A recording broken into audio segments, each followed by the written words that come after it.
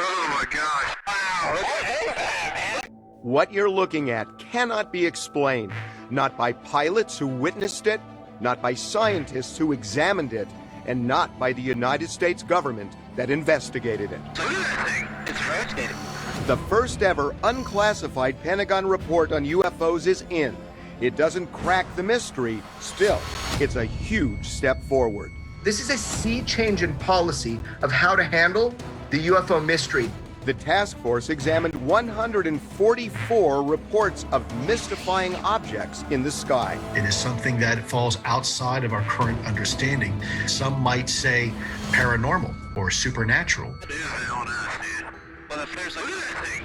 How does anybody survive the crushing forces that would be generated by that kind of acceleration? The videos chronicled in the Pentagon report and witnessed by pilots are mind-bending. I'm absolutely open to this being something from another star system. Or they've always lived here. tonight, never-before-seen video shot from a military ship. They don't really know if these are occupied. They don't know how they are propelling. They don't know where they took off from, and they don't know where they landed. But is the Pentagon report part of an ongoing cover-up? The radar data mysteriously disappeared. Not only that, but the deck logs mysteriously disappeared. And the cost to those who dare to speak out. The personal professional toll has been severe. TMZ investigates UFOs, the Pentagon Proof. UFOs, unidentified flying objects, have been the subject of intrigue, mockery, and even fear for decades. From the ridiculous I warned you that these earthlings are dangerous. to the alarming. Oh my gosh, dude. Wow. Look at that, man. Look at the fly. The Pentagon has released the first ever report on UFOs after examining 144 baffling incidents. It comes a year after releasing 3 videos, which it acknowledges are unidentified aerial phenomena. Some incidents include videos showing objects that defy human technology. What we're seeing are objects descending from 80,000 feet or above, dropping down to sea level in less than a second and a half. Right. No sonic booms. They stop on a dime. There's no wings, there's no propellers, there's no jet engine, there's no exhaust. How would you control the direction? How would you navigate? How is this thing propelled? It's incredible. It's bizarre. The Pentagon report says there are 5 possible origins: U.S. technology, technology from a foreign adversary, natural atmospheric phenomena, airborne clutter, and other. The report says some of the objects could be American-made, but that means some just aren't. If the United States government doesn't know if it's their own technology, we have a bigger problem. If we had mastery of this technology, oh, you would see it. We don't make weapons we don't use. It's just a fact. They left that door cracked open as kind of a Hail Mary, but I'm certain at this point that, and so are many other people, that this is not our technology. We know they're not ours. We know it. We know damn good and well we didn't build those things. They're from somewhere else. And the people inside the Pentagon know that. As for foreign adversaries launching these objects, it's frankly hard to believe. We know these things have been in and around our skies at least since the early 50s, doing exactly the same type of things that they're doing today. Lou Elizondo, a former Pentagon counterintelligence official, says it's outlandish to believe any foreign power on Earth has the technology. For us to think that there was some sort of foreign adversary country right on the heels of World War II that somehow managed to evolve technologically 1,000 years ahead of the United States, and for the last 70 years it's been the best kept secret despite the billions of dollars we put into our intelligence community, doesn't make sense. Countries like China, who are stealing billions of dollars worth of our technology every year, do you think that they would be doing that if they already had this technology 70 years ago? We can easily figure out whether they belong to other nations. Avi Loeb is a Harvard science professor. We know what technologies other nations have. We can see the same technologies incorporated in other ways, or we can spy on other nations. So whatever humans can produce, we pretty much know. And if these objects behave in a way that cannot be produced by the current technologies that we possess, then another interpretation is needed. I have no idea what it is, but I think we should figure it out. Senator Martin Heinrich, a mechanical engineer by training and a member of the Senate Intelligence Committee, scoffs at the notion China, Russia, or any other country on Earth has the ability to launch objects in the sky that move so erratically, so fast, and so stealth. I don't know what it is, but anytime you have legitimate pilots describing something that doesn't seem to conform to the laws of physics that govern aviation and is in U.S. airspace, I think it's something we need to get to the bottom of. So, if these UFOs aren't produced by humans, the Pentagon report suggests they might be natural atmospheric phenomena. But there's nothing natural about some of these UFOs. That's not at all what the pilots are reporting. They're not reporting weather anomalies. They're not reporting meteorites. They are reporting objects that are behaving in a very peculiar way. There is no atmospheric anomaly to date that we have that can explain that. My hunch was right. Former Senator Harry Reid is singularly responsible for the government finally taking UFOs seriously. He was the lone voice for years. What are these amazing machines? What kind of technology do they have? Where do they come from? What you just said suggested that this can't be a natural phenomenon. You talk about a machine. Well, you know, they tried for a number of decades to say it was atmospheric conditions, but that didn't sell. There's no known natural phenomenon that behaves like that, certainly that I'm aware of. It's not ball lightning. There's no atmospheric counterpart to something like that. I would see them nearly every day when I was flying off the East Coast. Ryan Graves was a Navy pilot who flew F-18s. He's seen these objects and says scratch natural objects like rocks, meteors, or the like off the list of possibilities. They are flying in a formation that's pretty specific, and that would seem to exclude a natural object because natural objects don't fly in formation. It's a difficult thing, I think, for just anyone to wrap their head around, right? Graves was stationed on the USS Theodore Roosevelt in 2015 off the coast of Florida when his squadron eyeballed a fleet of spear-like objects flying in formation at 25,000 feet, and it certainly caught their attention. Dude, this is drone, bro. There's a whole fleet of them. Look on the ASA. My gosh. They're all going against the wind. The wind's 120 knots from the west. Look at that thing, dude. That's not our LNS, though, is it? It's not. That is an LNS, dude. Well, if there's look at that thing. It's rotating. It didn't appear to be an outline of an aircraft. No skin of the vehicle, no real shape even, I would say. Certainly no exhaust, and that's what we'd be seeing whether they were in motion or not. One of Graves' fellow pilots described a near miss with an object that looked otherworldly. They said, I don't know how to explain this, but it looked like a dark colored cube inside a sphere, where the corners of the cube were touching the inside of that sphere. And he's like, I have no idea what that thing is, but we almost hit it. There's another incident that has befuddled pilots, scientists, Pentagon officials, and others. The so-called Tic Tac video recorded in 2004 on the USS Nimitz off the coast of San Diego, captured on a highly sophisticated surveillance device.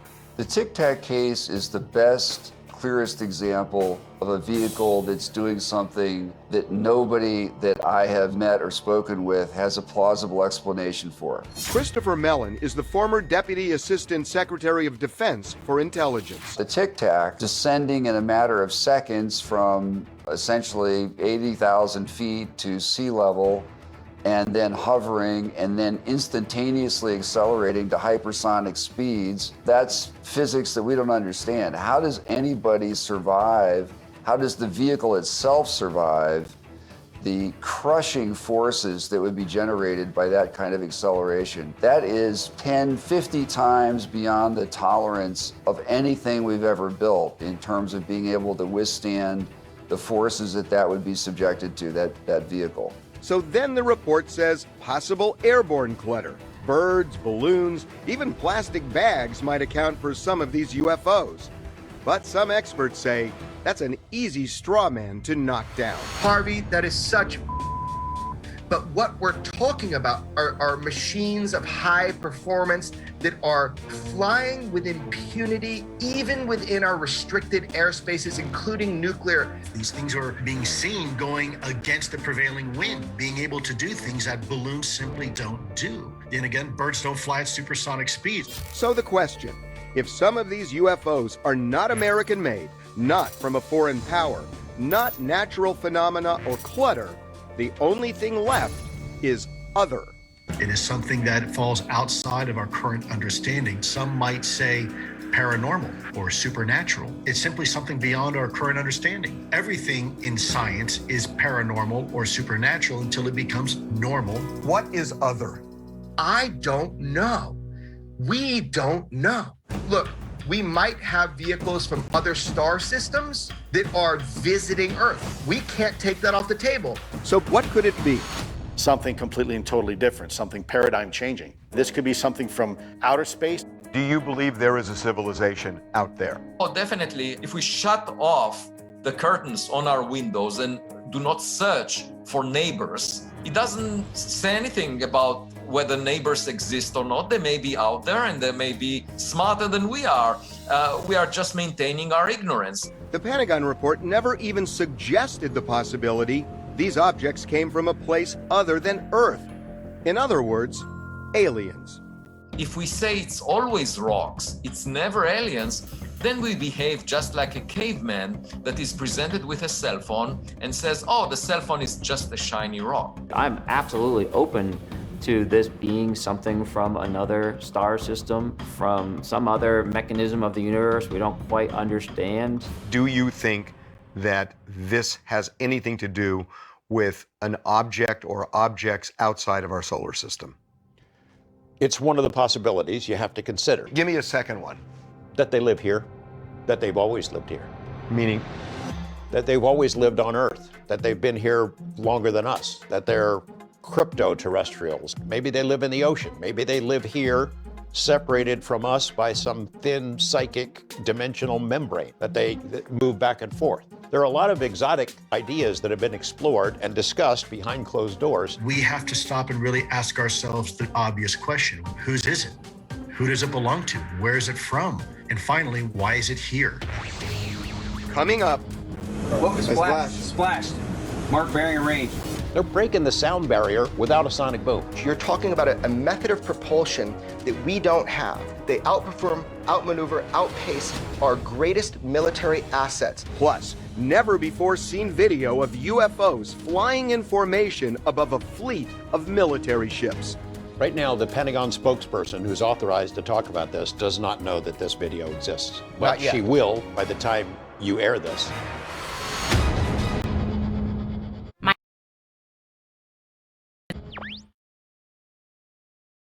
Like, I'm not the only one seeing it. 3 girls. There are thousands of reported cases of UFOs every year. Most of them have simple explanations: a roaming balloon, a soaring military jet, a doctored image. But a relatively small number of these UFOs defy explanation and human logic. And they have caught the attention of our military and now government leaders with the help of these two UFO pioneers, investigative filmmaker Jeremy Corbell and investigative journalist George Knapp. They're unknown craft doing things that we can't do. They're breaking the sound barrier without a sonic boom. You're talking about a method of propulsion that we don't have. They outperform, outmaneuver, outpace our greatest military assets. Knapp and Corbell have obtained photos and videos of some of these UFOs, shot by military sources, pilots, and captured on sophisticated radar and other devices. And the Pentagon has validated that they are indeed UFOs. A mystery. On the East Coast in Virginia is a massive naval air station called Oceana. And for a period in 2014 and 2015, they were seeing these things every day. These things were captured by an F-18 weapon systems operator sitting behind the pilot. 3 images captured on a cell phone. So that one they called the Sphere. And what is really odd about it is it just sat there at about 30,000 feet in high winds and did not move. It wants to be seen. If you're stealth, you're not lit up like a Christmas tree. If you're stealth, you don't come in on gentle ascents towards warships. This was an orchestrated symphony of UFOs around these warships. They're making themselves very obvious. If they want to be seen, why don't they go the full Monty and come down and show everybody? Yeah, why don't they land on the White House lawn? We put human qualities and human thought processes on them and try to figure them out. And they might have a whole different way of seeing this thing. If they're seeing this phenomena, why isn't the F-18 trying to get close to it? Well, hold on. They will go after them, and it's like looking at a stadium through a straw. These planes at slowest, they're going 300 miles an hour, so they're going past it. It's pretty miraculous they got this photograph to begin with. Can't just, hey, I'll just pull up right next to this and take a couple of close-up photos. And there's more. July 2019. The Navy destroyer USS Russell, stationed off the coast of San Diego. This slide was part of an intelligence briefing and shows 3 UFOs 700 feet in the air, swarming the ship. The slide was leaked to Corbell, and the military subsequently confirmed they are UFOs. One of them is blinking, like it seems like an anti-collision light. They're moving at a fast pace with the ship, and at some point, the ship stalled out or slowed down, and they hovered. So they're able to show controlled, intelligent movement. This event is a massive UFO swarm with 50 to 100 unidentifieds, unknown. You can really see the pyramid shape. It's just sort of rotating. Yeah. And it has an irregular pulse to it with light. It would seem to me a formation is maybe one of the most important things, because you know, you can look at objects and they could be 100 different things. But when you start seeing them move in an intentional way together, that seems to knock out natural objects that are present in our atmosphere. It seems like formation is really a critical component of all of this. You're absolutely right. We don't know where they came from, who's operating them, but if you've got 100 of those things in different shapes circling our 9 warships, that is a pretty powerful statement of some kind.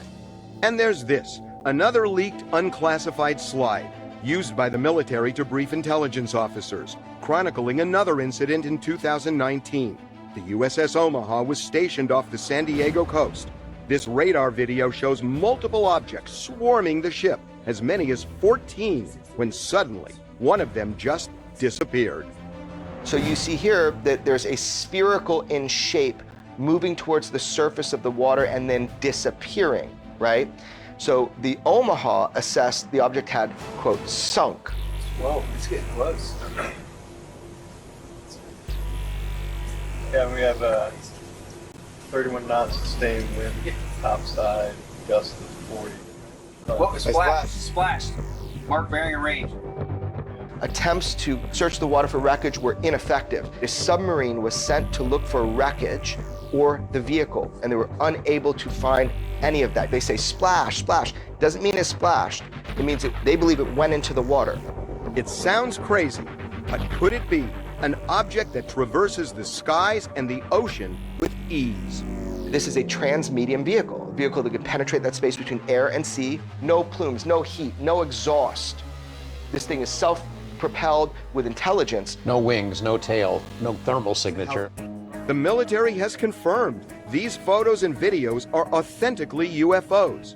They won't discuss them, and it seems there's good reason. The events at that time that will never be made public because of the inherent classification of the information contained within such things like radar or even satellite, just any other optic systems that might show a foreign adversary some of our techniques. So the problem is that by releasing all of this, then a foreign government can actually look at our technology and how we captured it, and that in itself creates a security risk, so they can't go there. Exactly. You can't tell your friends without telling your enemies. So the irony to all of this is that the end game here is understanding what that is, but we can't say out loud, at least the government feels it can't, because it will then compromise the system it used to figure it out. Exactly.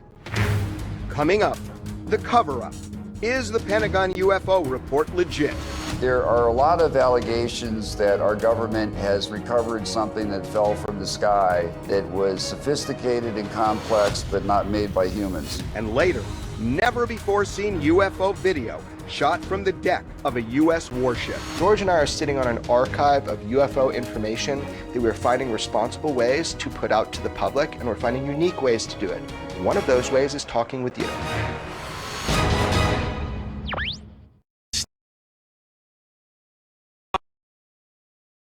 UFOs have been chronicled in mainstream media for more than 70 years. Yet the United States government has done virtually nothing to clear the air.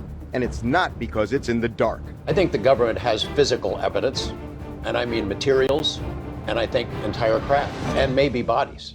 It's a shocking statement, and the issue's been raised by credible former Pentagon officials. There are a lot of allegations that our government has recovered something that fell from the sky that was sophisticated and complex, but not made by humans. There are people that seem credible who make those kinds of claims, and yet that is vociferously denied by everyone involved. So, it leaves one wondering. We have wreckage, we have craft, we have intact craft, and we have been exploiting them in a variety of non-terrestrial exploitation programs. Do you think there are warehouses with this wreckage? I know there are, yes, correct. Yes. Have you talked to people in the government about that? Of course. Well, I'm not going to speak about the warehouse. The intent was to build facilities and structures that could potentially house material during the course of ATIP investigations. But that is true, that was part of the intent. If you're asking me if the US government is in possession of exotic material, it is my belief that is true. But we need more analysis on this material. This material does have some very interesting, let's say, fingerprints or signatures associated with it. Lou Elizondo ran the Pentagon's Advanced Aerospace Threat Identification Program, ATIP, established to get to the bottom of these UFOs.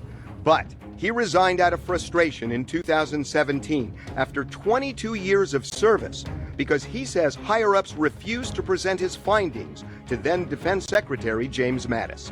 I was facing significant resistance informing some of the most senior levels of DoD leadership about our findings. And I wrote in my resignation letter what I think the boss needed to hear. And that was that these things are real, that we have real evidence from not only trained observers, but electro-optical devices and also from radar data, and that these things were operating with impunity within controlled U.S. airspace. In his resignation letter, Elizondo referred to the inflexible mindsets of Pentagon bureaucrats, and he has a theory as to why. I think primarily stigma and taboo. When you think of the term UFO, you think of tinfoil hats, you think of conspiracy theories, and so I suspect with the reputation of Jim Mattis at the time, those folks closest to him were actually trying to protect him. Fast forward to the present. The Pentagon's UFO report may not be all it's cracked up to be because it was rushed, underfunded, undermanned, and frankly, decisions were made that were downright suspect. Last January, the guy who was in charge of the UAP task force, a very experienced guy, high-ranking, was removed. He was supposedly randomly reassigned to another job right as they started the job. Is that suspicious? It's highly suspicious. The task force had only 6 months to do its job, and in many ways it was set up for failure by being grossly understaffed. The 2 people remaining have lower security clearances, so even if they could find, say, the Air Force files, the hidden goodies, they wouldn't have the clearance to receive it. They had full-time jobs. They were supposed to write this report in their spare time. This is your side hustle, write this report. Yes, kind of like that, yeah. I don't want to villainize the men and women who are putting this report together because I know them. They're good people. The problem is they haven't been given the resources, the authority, or the time to do the job that Congress expects. They're being set up for failure. And so once again, here we are. We're doing this half-assed approach, excuse my language, on a topic that is fundamentally one of the greatest national security issues that we're facing today. Remember former F-18 pilot Ryan Graves, who saw UFOs every day in 2014 and 15? Well, when it came to reporting it to those who count, he hit a wall. Was there an effort to really try and see what it was that you were capturing? Did people from the Pentagon contact the ship and say, figure this out? Because it feels to me like if you don't know, it's a security threat. Mm-hmm. And it felt the same way to us. It's a big Navy, and Lieutenant Graves wasn't necessarily in a position to start, emailing, the chief of naval operations or whoever was senior enough to look into something like this. And it doesn't surprise me that it didn't result in action immediately. Even more troubling, some critical data from the now famous UFO detected off the USS Nimitz is nowhere to be found. The radar data mysteriously disappeared. Not only that, but the deck logs mysteriously disappeared. They're supposed to be in the National Archives. Someone from Congress asked the Congressional Research Service to go take a look, and the records for that limited period are missing. Not before and not after. So there are reasons. It's not just people that are extremely paranoid who are wondering whether there's something more going on here. The Pentagon now has destroyed my files and all my emails. That leaves the question, why the cover-up? We're getting some information, most of it is leaked. They could help unmuddy the waters a little bit if they wanted to be a little more forthright with the public about what was going on. Sarah Scholes, a science journalist and author, says the government has actually fueled the conspiracy theories. Yeah, I mean, historically, the government hasn't really helped itself in terms of UFOs. If it wanted to convince people that it wasn't keeping something secret, you know, there are documented times in the past where they have not been forthcoming about UFO investigations or their own studies of them. When the government hides something from you, the natural response is to feel like there is a conspiracy because they are not being forthcoming. And I actually think we're seeing a little bit of the same thing right now. Coming up. Right now, the Pentagon spokesperson who's authorized to talk about this does not know that this video exists. Never before seen video, shot from the deck of a U.S. warship by a crew member. They don't really know if these are occupied. They don't know how they are propelling. They don't know where they took off from, and they don't know where they landed.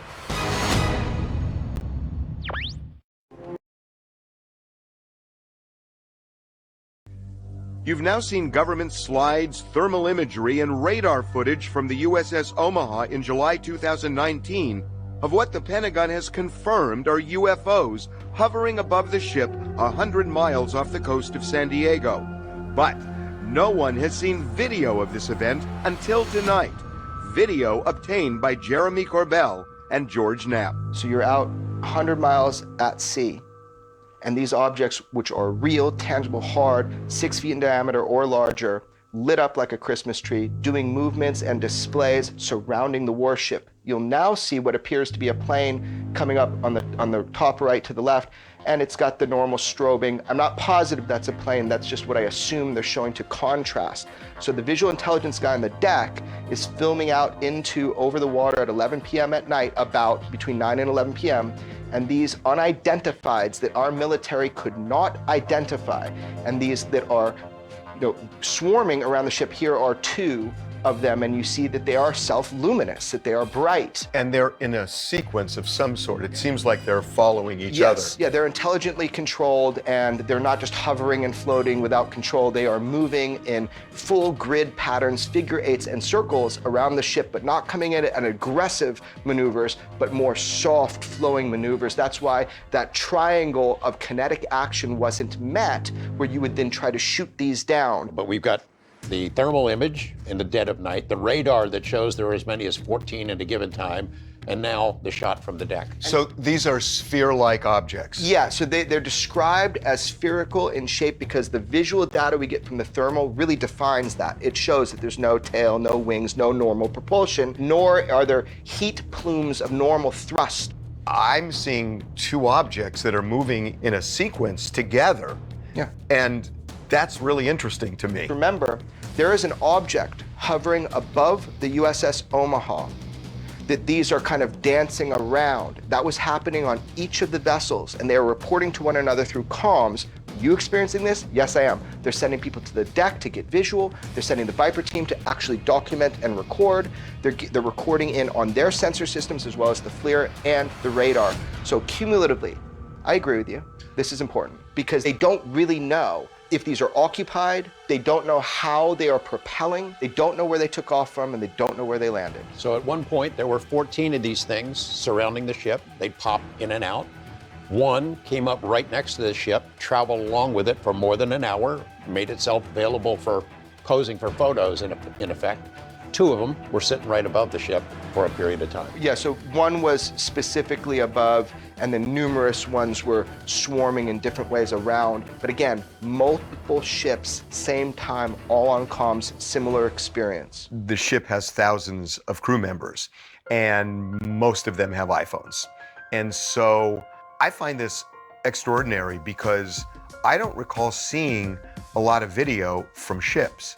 I see radar, I see pilots, but I haven't seen it from the ship itself. And it seems significant, but at the same time puzzling as I think about it. Why aren't there 1,000 of these? I'll answer you really simply for that. Look, man, it's like when you're on a team, you don't play outside of that team. There are channels that people need to go through in order to report this, and they're still stigmatized. It's the last thing someone's gonna do. It's pretty forbidden to give a journalist information that you've acquired while on mission.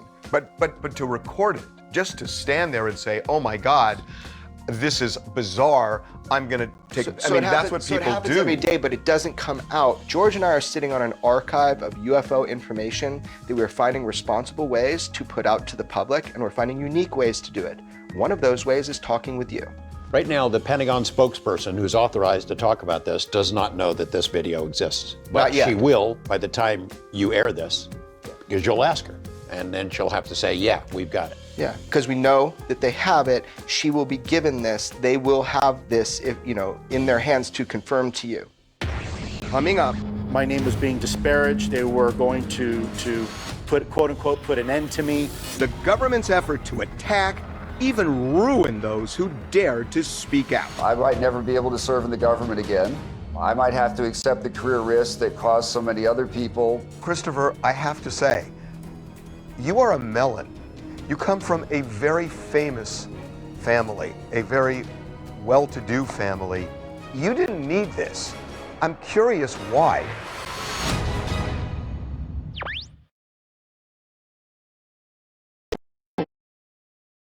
UFO believers were once considered crazy, loony, fringe. But in the last few years, it's changed. Representative government is finally admitting what's right in front of their face because they're being forced to. Because now it's not just some guy in the sky or somebody out on their land seeing something. The sea change came when Congress ordered the Pentagon to produce the just-released report.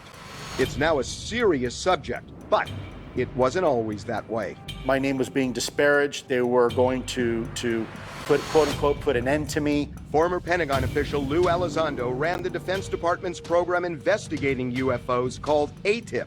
That is, until 2017, when some higher-ups decided he was pushing too hard. I was told by a senior representative who was in my chain of command that this whole thing was crazy and it sounded silly, and that I better come and talk to him, otherwise it will affect my security clearance. And people are going to think I'm crazy. And lo and behold, it turns out that, yeah, my security clearance is absolutely now being threatened. Have they tried to block you from getting a job since you left the Pentagon? Well, it's a little more sophisticated than that. What they do is they threaten your security clearance. With my background in counterintelligence, as in security and former special agent, that's all I'm qualified to do. So they know by cutting that string, in essence, that keeps me from being able to stay employed. And so that's a very clear way of saying, hey, you better mind your manners, you better shut up, otherwise we're going to shut you up. After you left the Pentagon, officials there said you lied, that you were never part of ATIP. Was this retaliation? Well, of course it is. I mean, the proof is in the pudding. So yes, it is absolutely an attempt to smear my reputation. You may disagree with him, but you shouldn't try to damage his career by saying he wasn't there. He was there, trying to make him look bad. He doesn't deserve that. The personal professional toll has been severe. I live in the middle of nowhere because of what this has done to me. I mean, I don't know if I'm going to have a job tomorrow, to be quite honest with you, just for having this conversation with you. So why aren't more speaking out like you?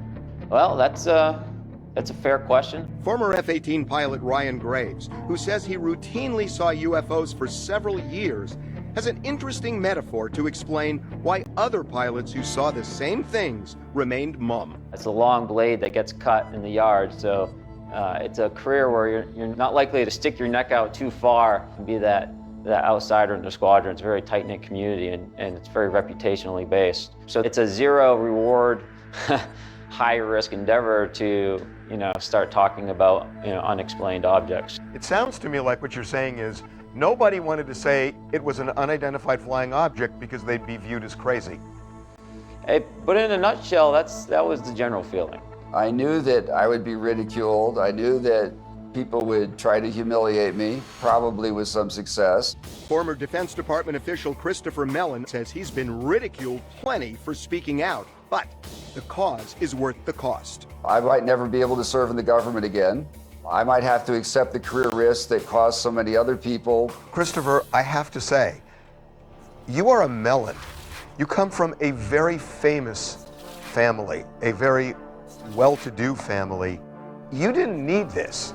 I have been fortunate and been blessed. I could afford to take a risk that many other people couldn't, who had more financial pressure. And I did need to feel engaged. Making money's great, but for me, it's not nearly as satisfying. So even though I knew that it was going to make me a target of some people and so forth, I would pay a price there. But that was more than compensated for by the reward of feeling that I'm helping our pilots, helping our military, and helping our country. Coming up, where do we go from here? It's going to be really hard, as they say, to put the toothpaste back in the bottle. Elements of the truth are out there now. To do a whitewash of this topic, to continue the cover-up, at this point, people don't want to feel dumb. It's going to be too difficult to back out after we've gotten this far.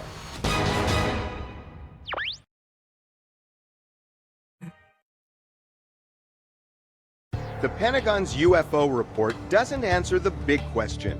What are these things, and where do they come from? Nevertheless, it's part of a monumental seismic change. I never thought I would live to see it, where the public is so fully engaged, where the media is treating it fairly, where Congress is interested. I am encouraged by the general sense of disappointment that I've seen within the public. This is where pop culture has moved us into a place where we have transformative policy, meaning people are unsatisfied with what the government told them about UFOs. You're happy because the report was so inconclusive, it's pissed off the public and pushed them to demand more answers. You nailed it. You nailed it, Harvey. They did not get the goods, and the American public should push back. I'm encouraged by how discouraged people are. The report urges Congress to ante up funds and other resources to solve this mystery. But there are skeptics. For me, this is a beginning, but I'm afraid it's going to be the ending, because if they just do it this one cursory glance, it's not going to help us. And we need to satisfy not only my curiosity, but the American people. This is the beginning.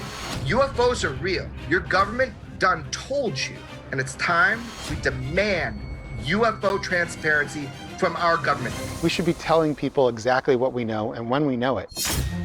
Peter Ragone has worked for Bill Clinton, Gavin Newsom, and Andrew Cuomo, and he runs a UFO lobby in Washington, D.C., keeping the government's feet to the fire. So when you lobby on the Hill, when you try and convince people to explore, to investigate, in the last couple of months especially, have you noticed a change, and if so, what is it? Absolutely. It is without question becoming easier and easier to get people to take this seriously. Ragone and others are pushing for a permanent commission to get to the bottom of UFOs. He believes the public is in the driver's seat. I believe that one of the ways that politicians are going to be responsive to you is when you get 10,000 emails to your office. Now, how do you get 10,000 people organized? We will use the funds that we raise to help create tools for people to express themselves to their public officials. It is time where we start developing a broad spectrum, multidisciplinary study of the UFO phenomenon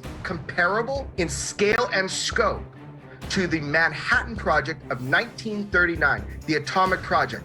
And there's another big thing, a huge thing that came out in the Pentagon report. It's urging military leaders and others to stop retaliating against people who report strange things in the skies. Feeling vindicated was never part of the calculus. I didn't do this to feel vindicated. I did it because it was my sense of duty and loyalty to the U.S. government and the American people. It has been very, very difficult and emotionally challenging. If the cost of bringing the truth to the American people is a personal cost to me, then I'm quite willing to pay that price. And I hope no one ever has to go through what I went through and what I'm going through. There's a very practical reason to continue pressing for answers. Because as long as they're unknown, UFOs represent a major security threat, and the report squarely acknowledges this. Objects that can fly into our airspace, and we don't know what it is, we don't know how it works, we don't know who's behind the wheel, and frankly, if these things really can interfere with our nuclear capabilities, that's yet another threat. We know we're vulnerable. We don't know what the intent is. We have some idea of the capability, and that is deeply concerning. Threat is a function of intent and capability. If I were a pilot and I saw these objects that I could not identify, and I even saw them flying in squadron formation, and I'm up in the air not knowing what they are, where they're from, whether they're hostile or not, I would think that a very loud alarm would be sounded. The answer is yes, you would think that. You know, I consider them a threat at the very most basic level, right? For me, my brothers and sisters that are flying could potentially hit one of these. Not everyone is on board with finding answers. There are elements in the defense industry and defense establishment that do not want this out. And I think they will fight it tooth and nail every step of the way. The big questions remain unanswered. This has to be an ongoing thing. 7 days a week, 12 months a year, always. We intuitively know that the universe is vast, and there's probably people out there who've had time to develop technologically. The whole thing is, man, are they coming here? And that's the question we need to answer. Have you answered that question? For me personally, I say it's highly likely. In the end, this is a case we must crack using the skills of a master detective. We're in a classic Sherlock Holmes situation, which is when you've eliminated everything else, whatever remains, however unlikely, it must be the answer. Godspeed, John Glenn. The United States has traveled into space. We've put men on the moon. We've now landed on Mars, explored Jupiter and Pluto. We've even sent a spacecraft into interstellar space. So, if there's intelligent life somewhere else in our vast universe, and we can go in their direction, why couldn't they go in ours? The big question we need to answer: have they already done it? I'm Harvey Levin. Good night.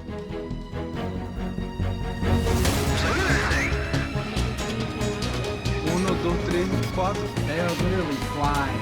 Maybe one just appeared in the sky, just appeared. Whoa, splash, splash. Engine firing up! We get invaded! Wow, Not aliens. Probably something very scientific behind this. Oh my God.